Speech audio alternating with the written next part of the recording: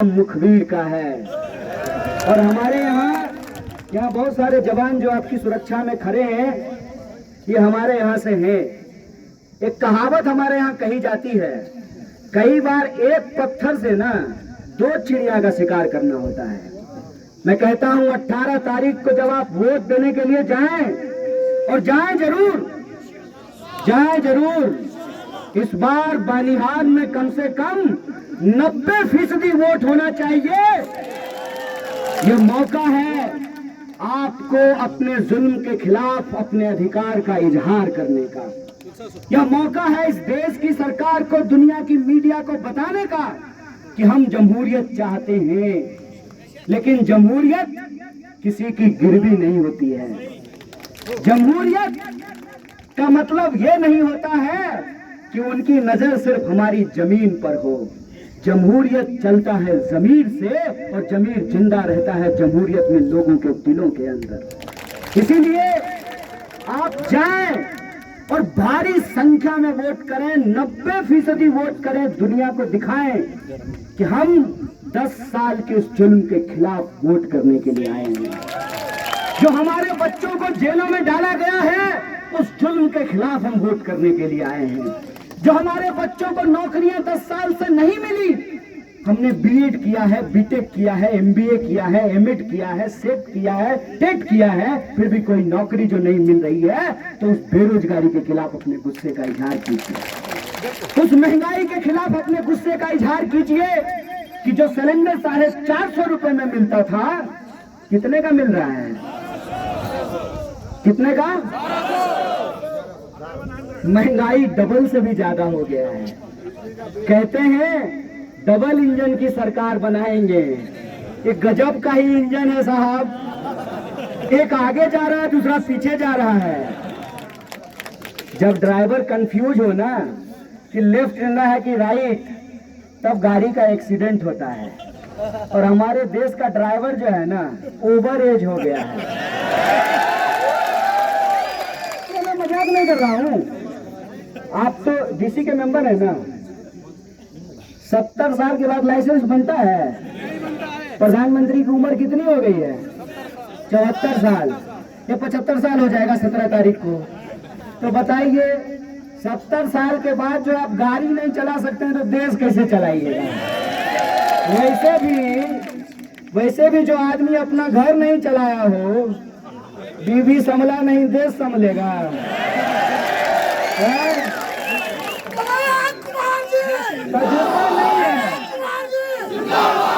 तजुर्बा नहीं है।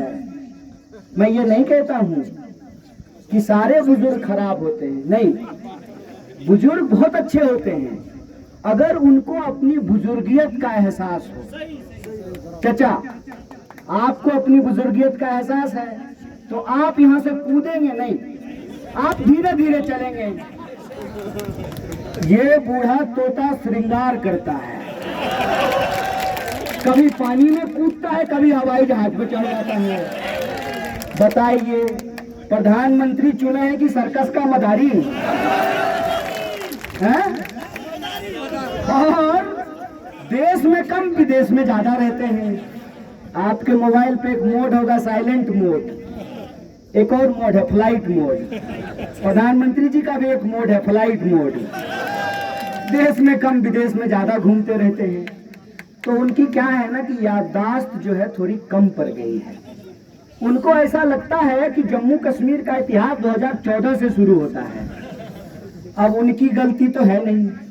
पढ़ने लिखने के वक्त में अगर कॉलेज की गेट पे पान नहीं खा रहे होते तो इतिहास में फेल नहीं होते, और इतिहास में फेल नहीं होते तो मालूम होता कि देश का इतिहास 2014 से शुरू नहीं होता है। अगर समझ में नहीं आता है तो श्रीनगर के कम से कम शंकराचार्य मंदिर में ही जाकर के देख लो कि जम्मू कश्मीर का इतिहास 2014 से शुरू नहीं होता है। इसलिए मैं आपको कहता हूं कि यह सवाल है अपने इतिहास को बचाने का, अपनी संस्कृति को बचाने का, अपनी तहजीब को बचाने का, अपने आम आवाम के जो सवाल हैं, जो मुद्दे हैं, जो अधिकार हैं, जो इंसाफ है, उसको बचाने का। और सीधी सी बात है ना, देश का गृह मंत्री अपने बेटा के बारे में सोच रहा है। क्रिकेट नहीं खेलता है फिर भी बीसीसीआई का सेक्रेटरी बना दिया है। अगर इस देश का गृह मंत्री अगर अपने बेटे के बारे में सोच सकता है तो हमको आपको भी अपने बाल बच्चे के बारे में सोचना चाहिए। और मैं कहता हूं कि अगर वो अपना मुस्तकबिल तय करते हैं तो हमको भी अपना मुस्तकबिल तय करना चाहिए।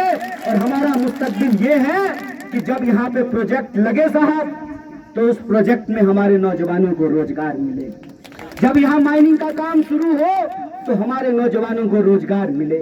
हमारे किसान जो खेती करते हैं, और मैं माफी चाहता हूँ, अभी जब यहाँ पे हेलीकॉप्टर आया था मैं माजरत चाहता हूँ, इतना धूल उड़ा और ये जो मक्के के पेड़ हैं वो नीचे जमीन में लेट गए थे, तो मैं इसके लिए माजरत चाहता हूँ। लेकिन मैं कहता हूँ कि यहाँ पे जो खेती दिख रही है, चाहे लोग केसर की खेती कर रहे हो, मक्का लगा रहे हो, सेब लगा रहे हो, अखरोट लगा रहे हो, बादाम लगा रहे हो, जो किसान खेती करते हैं उनको उनके फसल का दाम मिलना चाहिए। जो नौकरी करते हैं, जो टीचर की नौकरी किए, पुलिस की नौकरी किए, उनको पेंशन मिलना चाहिए। हमारा सवाल है, हमारा मुद्दा है और इसका हल हमको ही निकालना पड़ेगा। इसीलिए हम कहते हैं कि आज ये वक्त है कि हमारे यहाँ जो कहावत है कि एक पत्थर से दो चिड़िया का शिकार कीजिए, चोर और मुखबिर दोनों का इलाज कीजिए। और इस क्षेत्र में जो रहने वाले, इस इलाके में जो रहने वाले लोग हैं, उनके हक अधिकारों को लेकर के मैं आखिरी बात कहना चाहता हूँ। मुझे आता नहीं ना मोहतरम को मोहतरम कहना, किसी को ज्यादा किसी को कम कहना। झूठ बोलने की बीमारी नहीं लगी है क्योंकि हम बीजेपी में नहीं हैं। जो भी कहूंगा सच कहूंगा। और आज हमारे नेता मल्लिकार्जुन खड़गे जी और राहुल गांधी जी जो बात कहते हैं उस बात को हम 100% लागू करते हैं। और मैं आपको बता दूं, आज एक पत्रकार ने हमको कहा, अभी हमको दिख रहे थे, अभी दिख नहीं रहे हैं, हाँ, बीजेपी के एक नेता ने कहा कि हमने कांग्रेस को पस्त कर दिया। अव्वल तो एक बात बताइए कि हाथी अगर बैठ भी जाए तो कुत्ता से तो ऊंचा ही रहेगा ना। मैं एक उदाहरण दे रहा हूं आपको। 10 साल तो आपसे देश चला नहीं, एक भी वादा जिन्होंने जो आपने किया, हमने नहीं किया, आपके बोले हुए शब्द हैं कि आपके खाते में 15 लाख रुपया पहुंचाएंगे। किसके खाते में आया, जरा हाथ उठाना तो। एक भी किसी के पास नहीं, किसी के पास नहीं आया। अडानी अंबानी। अच्छा, तो सबको नौकरी तो मिली होगी। 2 करोड़ हर साल नौकरी मिलनी थी, महंगाई कम हो गया होगा, किसानों को उनके फसल का दाम मिल रहा होगा, 2022 तक सबको पक्का मकान मिल गया होगा, बुलेट ट्रेन चलने वाली थी, आप लोग नहीं चढ़े। कौन सी ऐसी बात है जो बीजेपी ने कही और पूरा किया हो? एक भी ऐसी बात नहीं है। और आज आकर के मीडिया में कहते हैं कि हमने कांग्रेस को पस्त कर दिया। खुद तो बैसाखी पे चल रहे हो साहब। दाया बैसाखी जो है नीतीश बाबू के पास है और बाया बैसाखी जो है वो नायडू बाबू के पास है।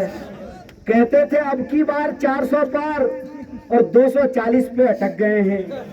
3 महीना तो इनको लग गया है यह विश्वास करने में कि यही प्रधानमंत्री हैं। ऐसी